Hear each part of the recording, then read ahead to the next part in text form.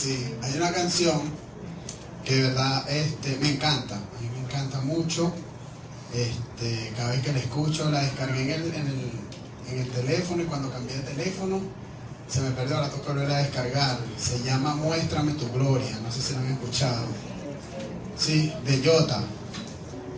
Esa canción ha inspirado muchas cosas en mi vida, porque escuchándola me di cuenta de que Dios siempre tiene un propósito con alguien y siempre tiene un plan con cada uno como individuo, con cada uno de nosotros como congregación, con cada uno de nosotros como familia. Y yo decía, Señor, he cumplido todo lo que tú me has dicho que haga. Y entonces me llevó a la historia de Samuel, capítulo de Samuel, primer libro de Samuel, capítulo 3. Dice así: el joven Samuel ministraba a Jehová en presencia de Elí, y la palabra de Jehová escaseaba en aquellos días, y no había visión con frecuencia. Y aconteció un día que, estando Elí acostado en su aposento, cuando sus ojos comenzaban a oscurecerse, de modo que no podía ver, Samuel estaba durmiendo en el templo de Jehová, donde estaba el arca de Dios. Y antes que la lámpara de Dios fuese apagada, Jehová llamó a Samuel, y él respondió: heme aquí. Y corriendo luego a Elí, dijo: heme aquí, ¿para qué me llamaste? Y Elí le dijo: yo no te he llamado, vuelve y acuéstate. Y él se volvió y se acostó. Siguiente. Y Jehová volvió a llamar otra vez a Samuel, y levantándose Samuel, vino a Elí y dijo: heme aquí, ¿para qué me has llamado? Y él dijo: hijo mío, yo no te he llamado, vuelve y acuéstate. Y Samuel no había conocido aún a Jehová, ni la palabra de Jehová le había sido revelada.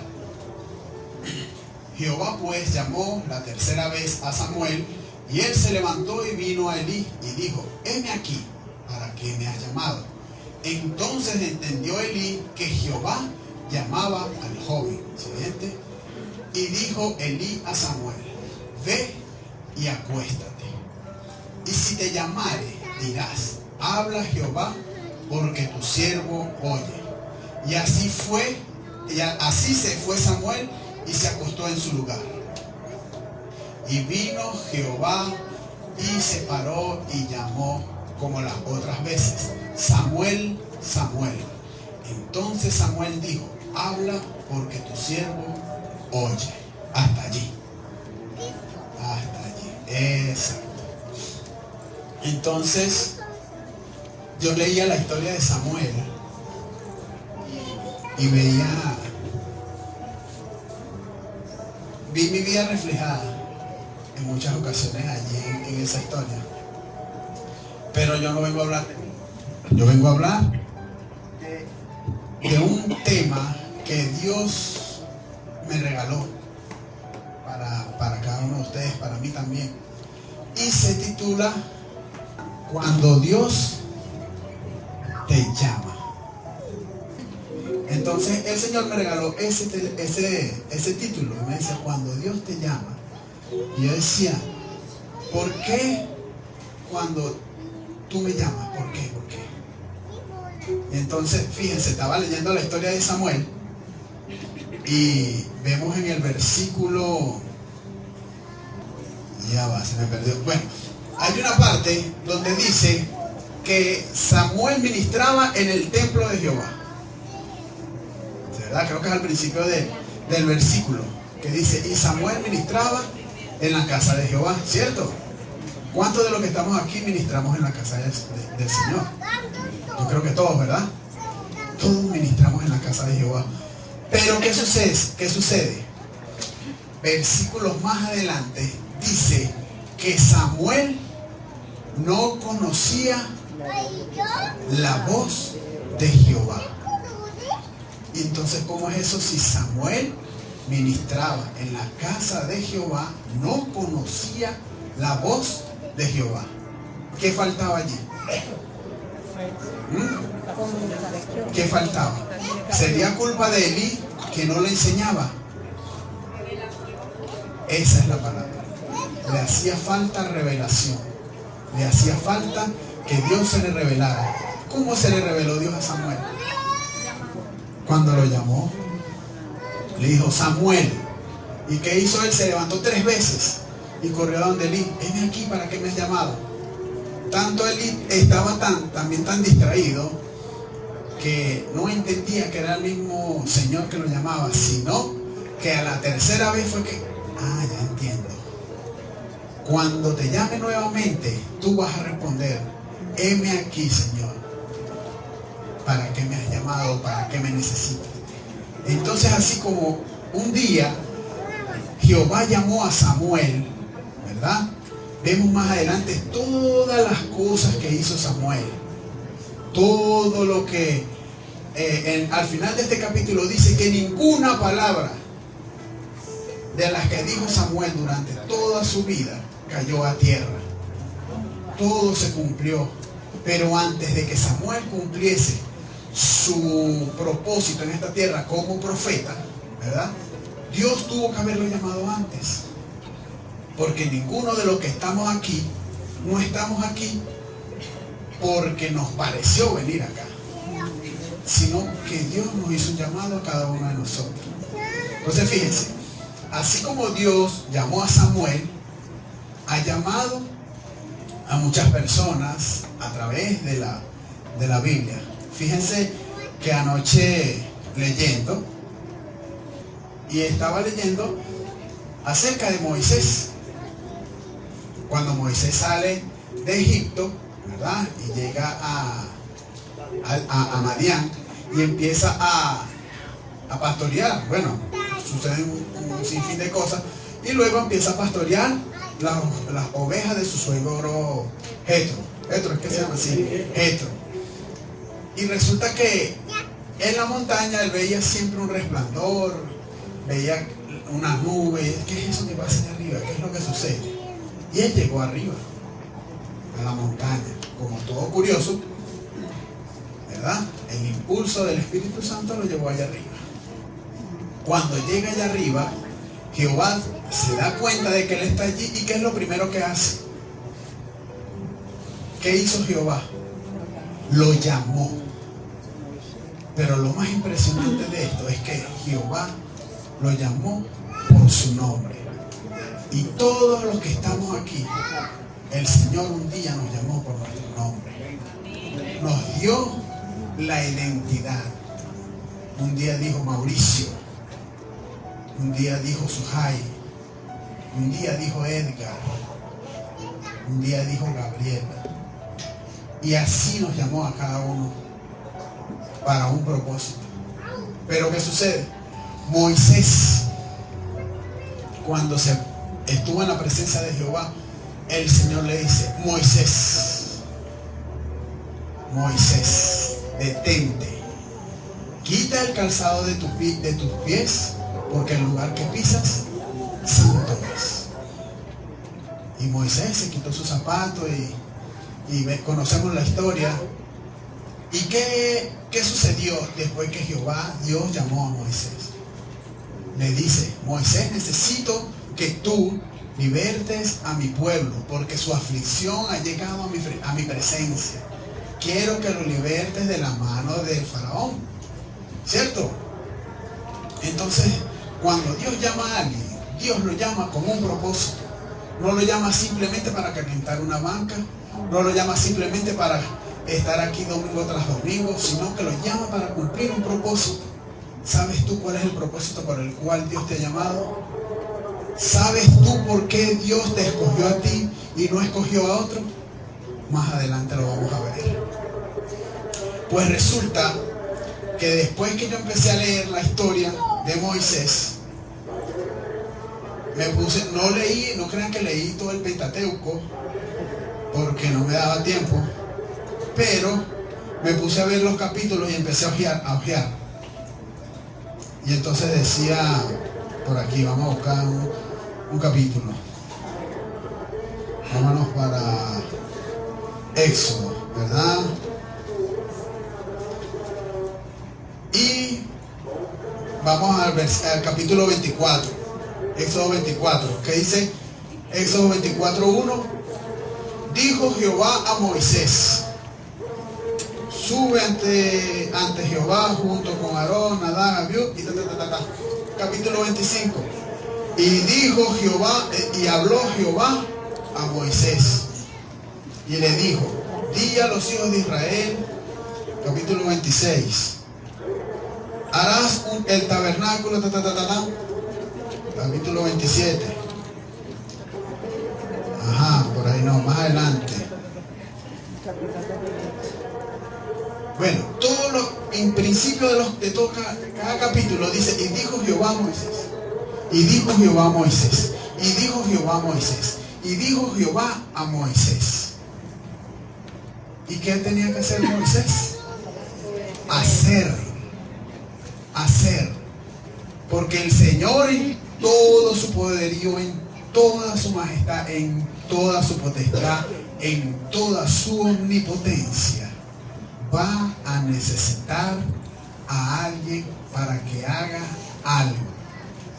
No crea que Dios va a bajar del cielo para ir a rescatar las almas.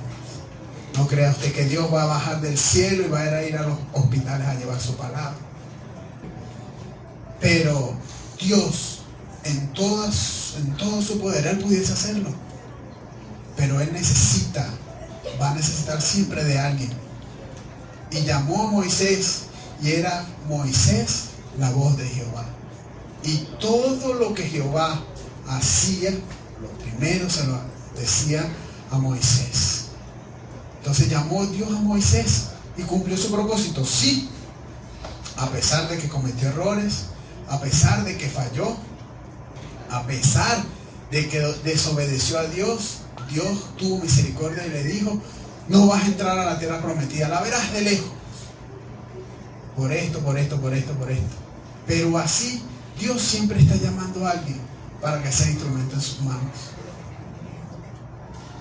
Dios nos ha llamado a cada uno de nosotros para que hagamos algo, para que seamos su voz, para que seamos sus oídos, para que seamos sus pies.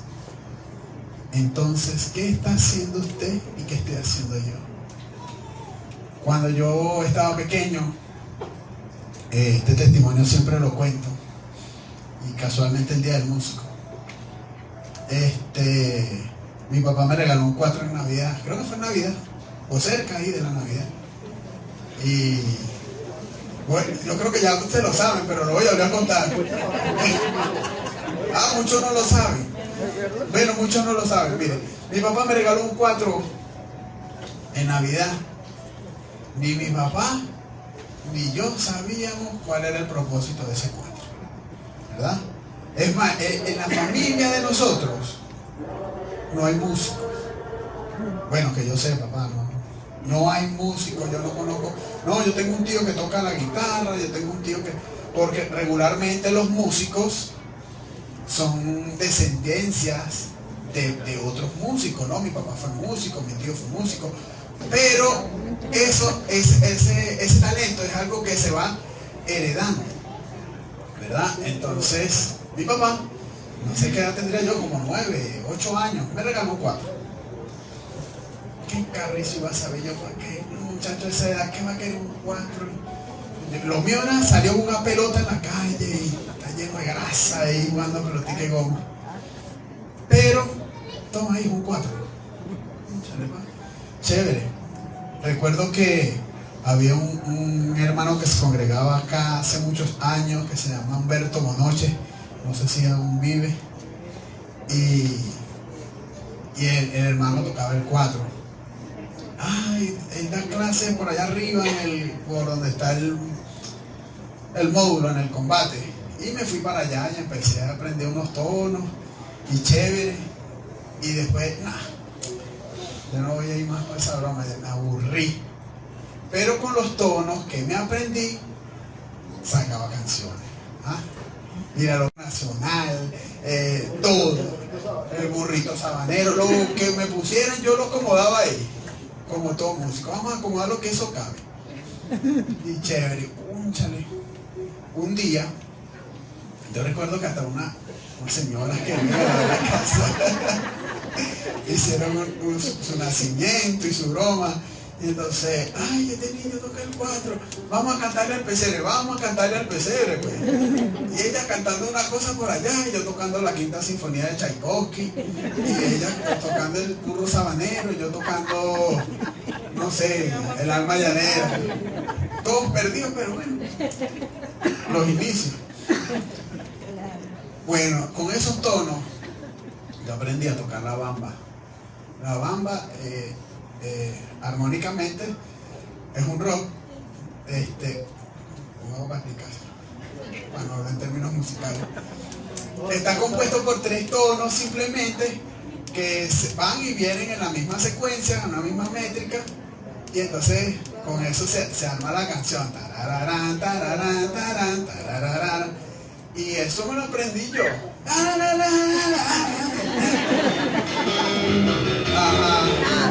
Eso sí. Córtalo. Bueno, con un 4 yo hacía eso. Es una guitarra. Y ay, bamba, bamba.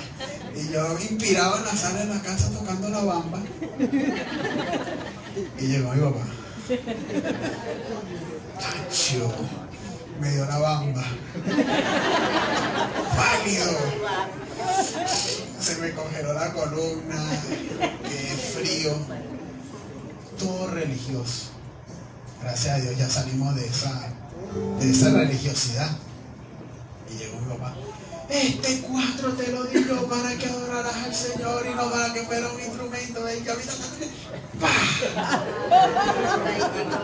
Se acabó la bamba, se acabó.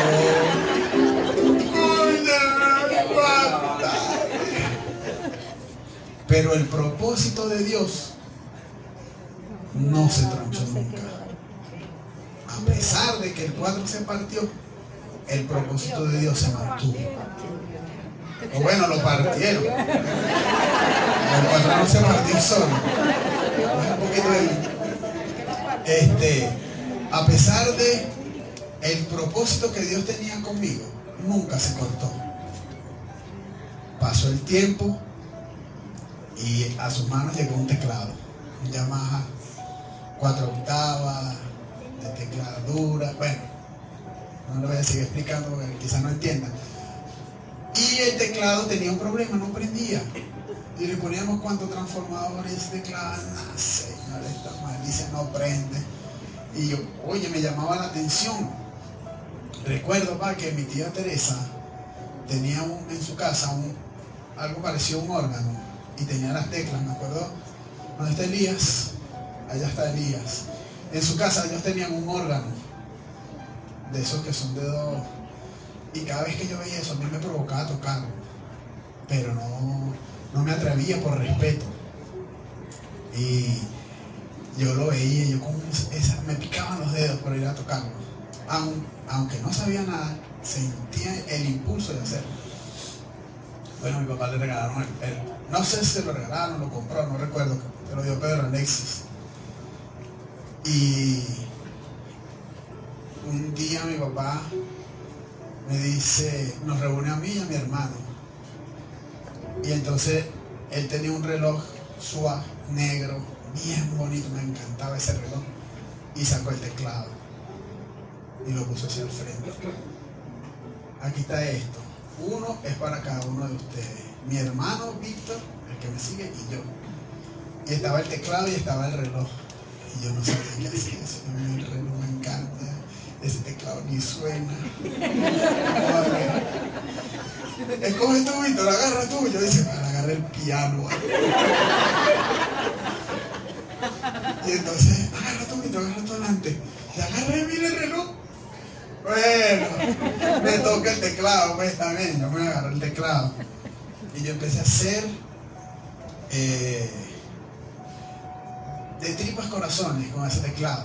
Aunque no sonaba, yo creía que estaba tocando. Y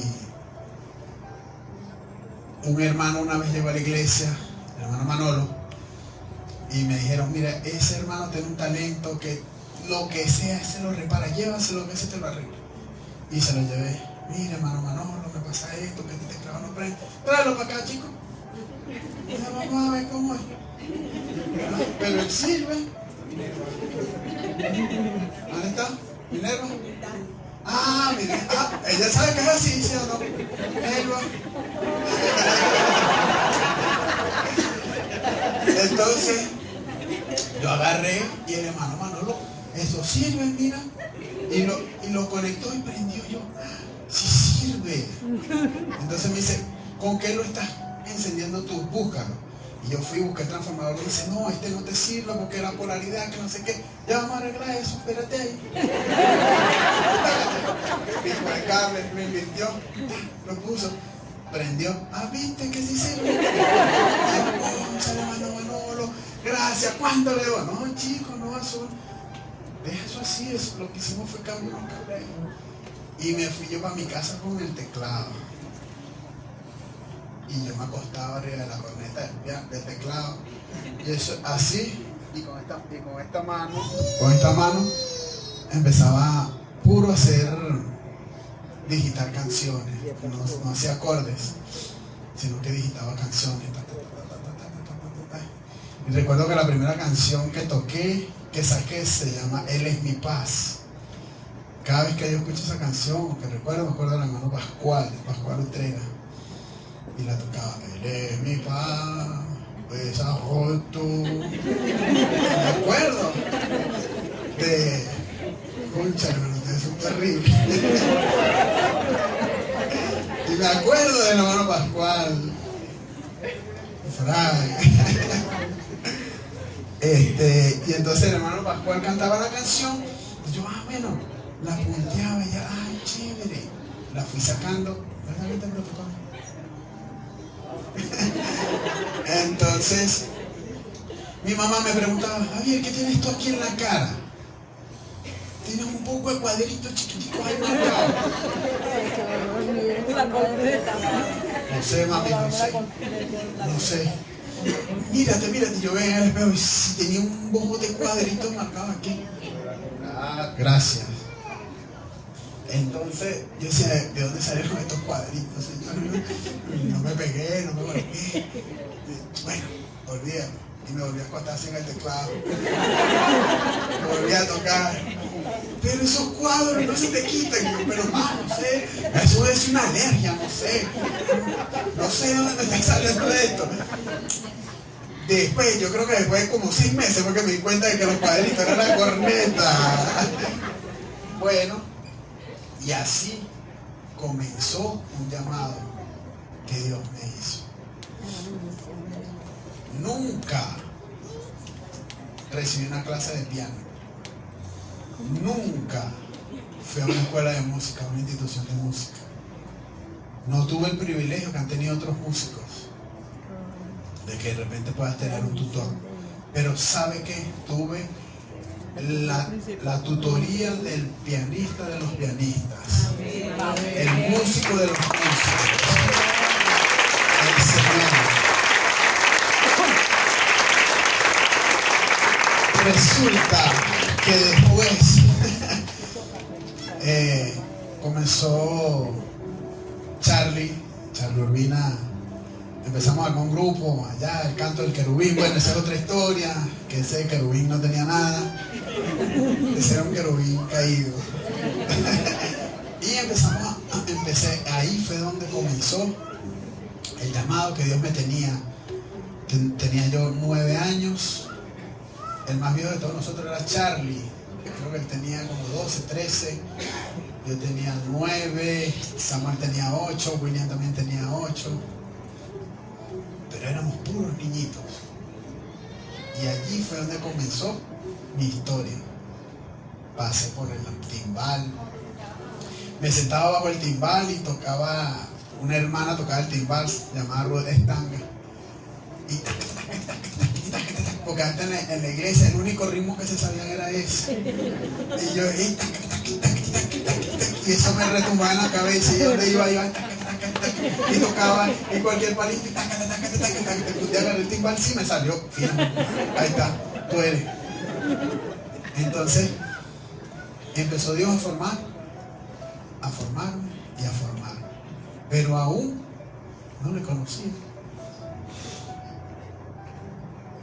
Después, ahí cuando Dios me llama, me acuerdo que una vez la hermana Elizabeth Rodríguez, yo tendría ya como, no sé, 14, 15 años, cuando hacíamos las campañas en la calle, yo me sabía nada más 3 tonos en el teclado, los mismos de la bamba, pero no tocaba la bamba.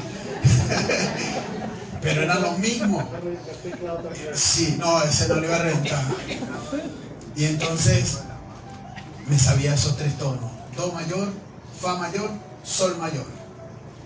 Y esos son tónica, dominante, o tónica cuarta y dominante. Y con eso para arriba y para abajo, cualquier canción sacaba yo con eso. Los pollitos, lo que fuera.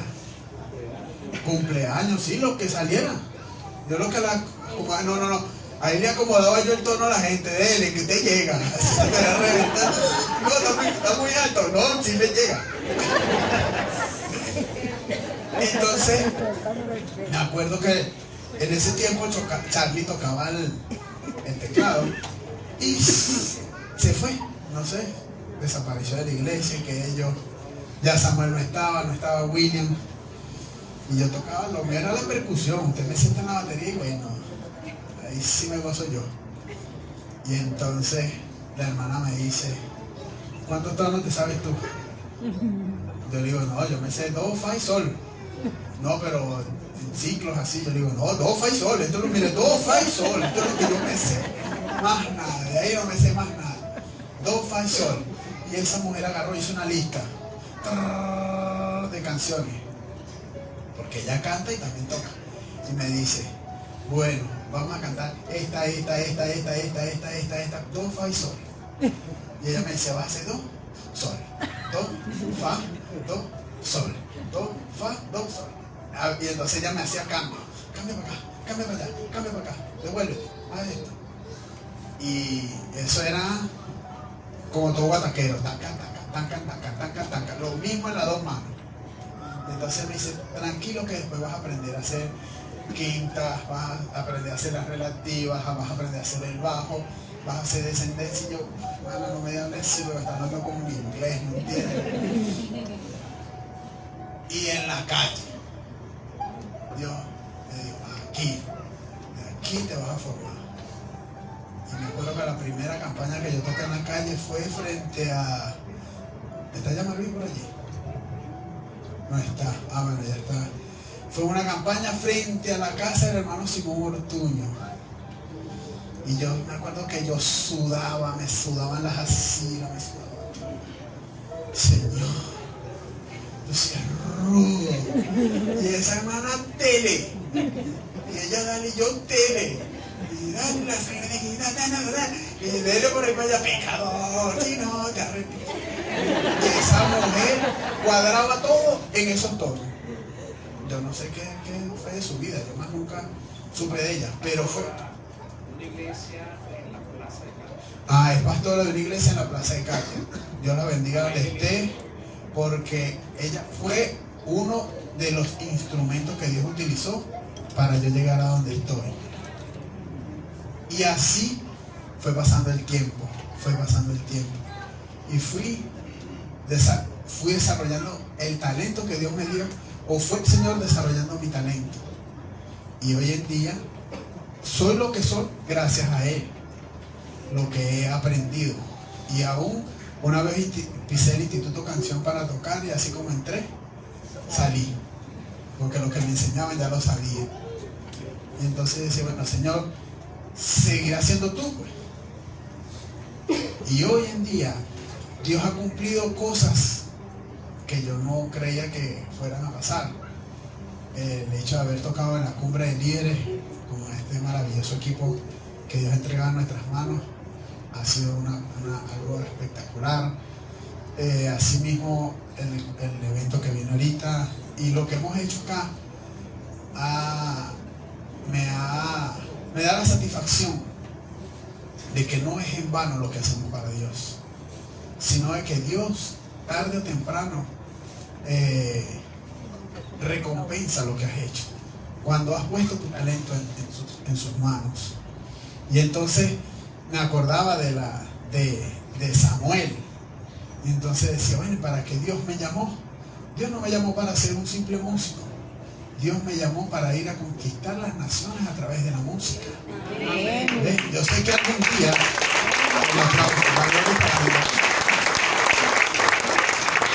sé que algún día Unción Extrema no estará aquí, de repente estará en las naciones, o quizás, vamos a decirlo así, estemos, no voy a decir vamos a estar, estemos todos en las naciones.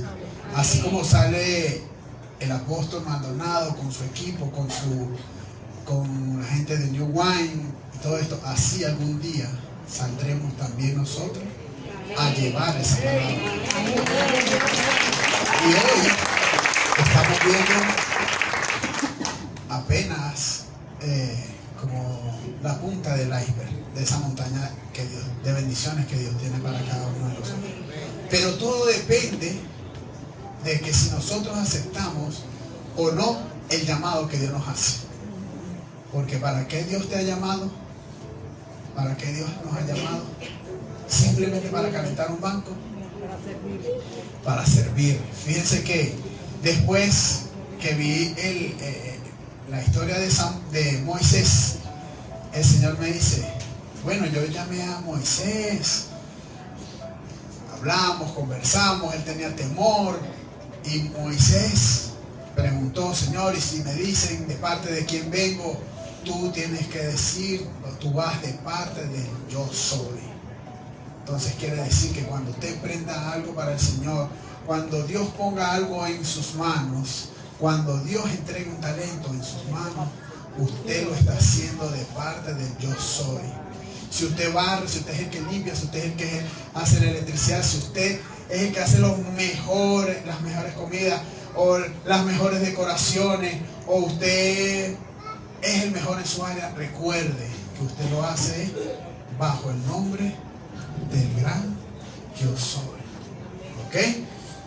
Fíjense, después me dijo, pero hay líderes a los cuales yo llamo, a los cuales el Señor llama, pero hacen las cosas a su manera. Y entonces allí acarrean consecuencias. Y me llevó al libro de Jonás. Y llamó el Señor a Jonás, no vamos a leerlo.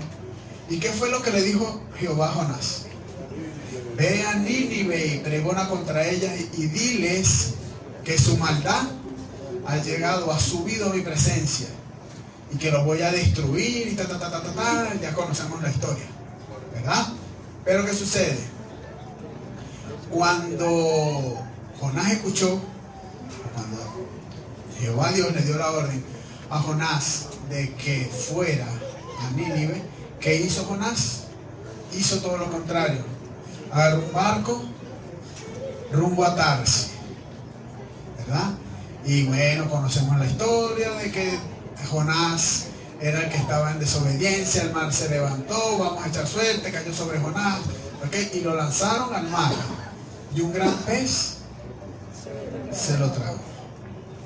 ¿Usted cree que era justo que Jonás pasara por eso? Si era justo y necesario, porque estaba desobedeciendo a Dios. Pero si Jonás hubiese sido un líder íntegro como lo era Moisés, ¿verdad? Un líder contemple, bueno, sí, Señor, yo voy a hacer lo que tú me estás enviando. No le hubiese sucedido eso, pero era necesario que él pasara por el vientre del pez para vivir el proceso, para vivir la formación del líder que Dios necesita. ¿Y cómo cree usted que se sintió Jonás en el vientre del pez? A gusto, ¿verdad? Como unas vacaciones en el Caribe, no un crucero por el mar. No, fíjense de que cómo será estar en la parte interna de un pez. ¿Usted se ha llegado a imaginarlo? No, ¿verdad? Algo exageradamente putrefacto, ¿verdad? Oscuro, incómodo, frío, baboso, hediondo a pescado. ¿Qué más le puedo decir?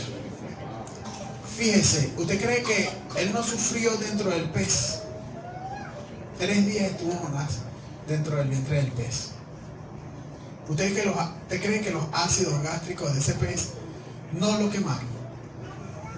Tuvieron que haberlo quemado. Algo tuvo que haberle pasado a Jonás. No narra la Biblia de que haya ido a un CDI después que salió de ahí a verse las heridas o algo. Pero el hombre, cuando el pez lo vomita allá en tierra, ese hombre no, ¿qué va? Esto no lo vuelvo a pasar. Y enseguida empezó a predicar. Pero tuvo que pasar por un proceso, porque no escuchó el llamado que el Señor le hizo. Y con todo y eso, Jehová lo llamó, hizo lo que él quiso, siguió Jehová insistiendo con él, y él, bueno, Señor, no me queda de otra. Y lo hizo, y cumplió el propósito por el cual Dios lo había llamado. Así también hay líderes hoy acá, que el Señor los llama, tienen un llamado, pero están esperando entrar en el vientre del pez y que sean procesados. Seamos como Moisés, seamos como Jonás. Entonces es dependiendo de nosotros cómo querramos ser. Después que vi la historia de Jonás, y decía, púchale, Señor, pero Jonás se la vio fea. Entonces me dice, sí, pero lo más terrible no es que Jonás haya pasado por allí, porque Jonás, a pesar de que pasó ese proceso, cumplió con el propósito que Dios le había encomendado. Pero terrible es que Dios te llame a ti, o que Dios me llame a mí para cumplir un propósito, y que después el mismo Dios se arrepienta y nos deseche. Ahí sí es terrible la situación. Y veía al rey Saúl. Dios escogió a Saúl como rey. Y después, ¿qué sucedió más adelante? Saúl comenzó a hacer las cosas como a él le parecía. No consultaba al Señor para nada. No hacía absolutamente nada de lo que el Señor le encomendaba, sino que él hacía su voluntad. ¿Y qué pasó? Jehová se arrepintió de haber puesto a Saúl como rey y lo desechó. ¿Cómo murió Saúl? Conocemos la historia. Una muerte trágica, y no sé si Dios habrá tenido misericordia de él, pero fue desechado por Dios. Judas Iscariote, Jesús lo llamó, ¿cierto? Porque era uno de los discípulos. Jesús llamó a Pedro, llamó a Simón, llamó a sus discípulos, él los llamó, y llamó a Judas. Pero Judas era ese líder que realmente Dios necesitaba. Quizás sí, pero Judas, la ambición lo llevó a hacer cosas que no debió. Y conocemos cómo terminó la historia de Judas. Si Judas, escuchen esto, si Judas, después de haber vendido a Jesús, se hubiese arrepentido, créanme que Dios lo perdona. Créanme que Dios lo perdona. Y dice, te perdono. Dios hubiese perdonado el pecado de Judas, pero fue tanto el remordimiento y la conciencia que él decidió quitarse la vida. Y su propósito como uno de los 12 apóstoles del Señor se fue cortado y fue sustituido por otro. No espere que para lo que Dios lo haya llamado a usted, que está aquí en esta mañana, llegue otro a tomar su lugar. Recuerdo en estos días, hablando en el equipo de adoración, algo que yo siempre les inculco a ellos y que les digo: mira, en el Señor nada es obligado, nada, absolutamente nada es obligado. Vamos a decir que todo es voluntario, por así decirlo, pero no es porque sea voluntario, es porque debe arder una pasión, un amor en nosotros por servir al Señor y hacer las cosas como a Él le agrada.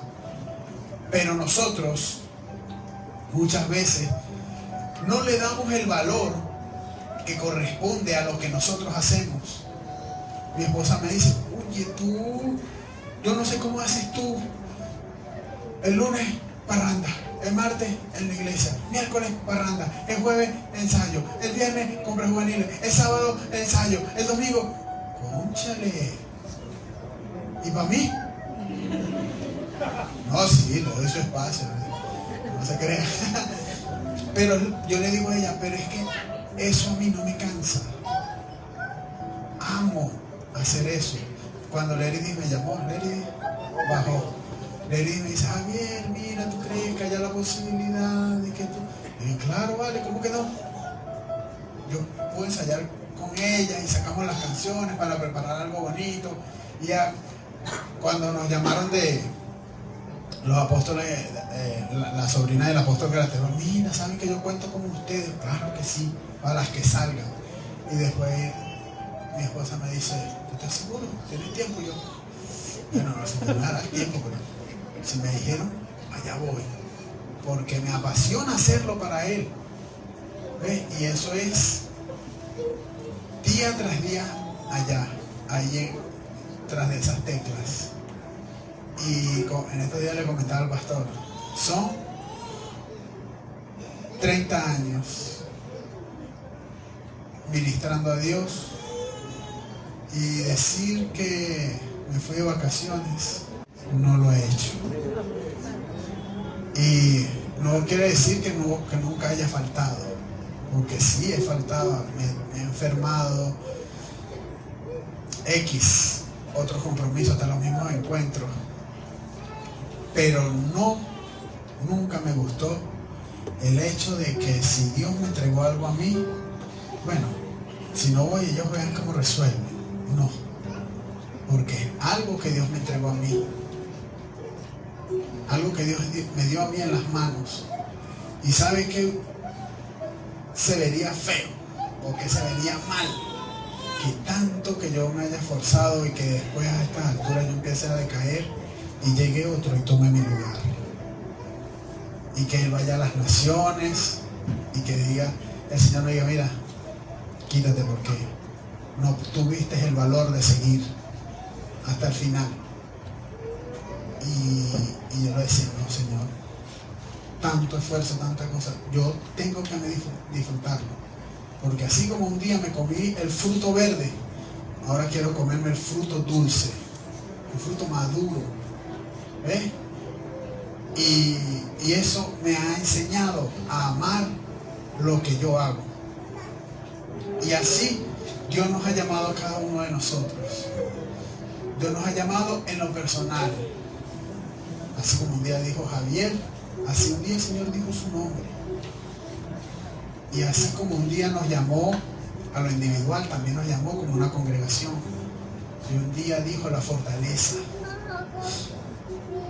Y ha hablado Jehová a través del tiempo que quiere hacer cosas con nosotros como congregación. Y hemos cumplido nosotros el propósito por el cual Dios nos ha llamado. Hablamos hace varias semanas del legado. ¿Queremos dejar un legado? ¿Queremos dejar un legado o queremos dejar un buen legado en la iglesia? Que cuando digan: oh, mira, mis antepasados, esa gente se esforzó, eso le echaron pichón, mira, compraron esto, todo está así, es porque ellos, que puedan decirlo en un futuro, o que podamos decir nosotros, hemos llegado a este punto porque nosotros, Dios nos llamó para que hiciéramos esto, para que tuviéramos este lugar, para que trajéramos bendición a este sitio, y lo hemos logrado. Pero ¿estás seguro de que hemos cumplido el propósito por el cual Dios nos ha llamado? El Señor es el dueño del oro y de la plata. En estos días discutía con una persona y él me decía, ¿por qué hay tantos y qué?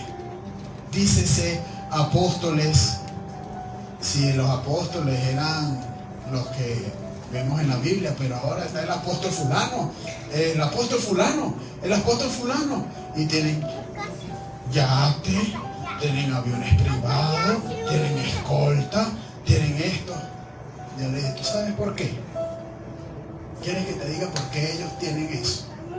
Porque Dios bendijo su vida, porque ellos han aprendido a dar, ellos han aprendido a sembrar. Porque no te creas tú que ellos algún día no tuvieron que pasar una necesidad, o no te creas tú que ellos algún día no tuvieron que pasar las verdes. Y le llevé al versículo donde dice que Dios da semilla al que siembra, pero Dios da la semilla es al que siembra. No le da la semilla a cualquiera. Entonces, si usted no tiene semilla, es porque usted no está sembrando. Y aquí está lo que Dios entregó en nuestras manos. Y depende de ti y depende de mí si logramos ver lo que Dios quiere hacer. Que no vaya a ser que Dios nos sustituya y sea otro el que lo logre. Porque ahí sí voy a decir, como dice el pastor, qué triste sería. Dios nos llamó a cada uno de nosotros para hacerlo. Y hoy he aprendido de que el llamado que Dios nos hace, el llamado que Dios nos hace es para que nosotros cumplamos el propósito que nos ha entregado. Queremos ver el propósito cumplido de acá al lado. Somos nosotros los que vamos a responder a ese llamado. Que hagamos como la canción que cantamos, como los hijos de Elí pusieron en vergüenza el nombre de Jehová, pero Samuel respondió: heme aquí, Señor, ¿para qué quieres? ¿Para qué te soy útil? Y que podamos decir cada uno de los que estamos aquí: heme aquí, Señor, dime, ¿para qué soy útil? ¿Qué quieres que haga? ¿Qué quieres que haga por ti? Porque Dios está en su trono, pero quien hace en la tierra somos nosotros. Él no va a bajar, olvídenlo que Él no va a bajar. Pero cuando Dios vea su esfuerzo, Él se va a manifestar. Entonces, ¿conoce usted a Dios? ¿Lo ha llamado Dios para hacer su voluntad? Entonces vamos a decir: heme aquí, tiré a tu llamar. Amén. Amén. Bueno, era toda la palabra que tenía para ustedes hoy.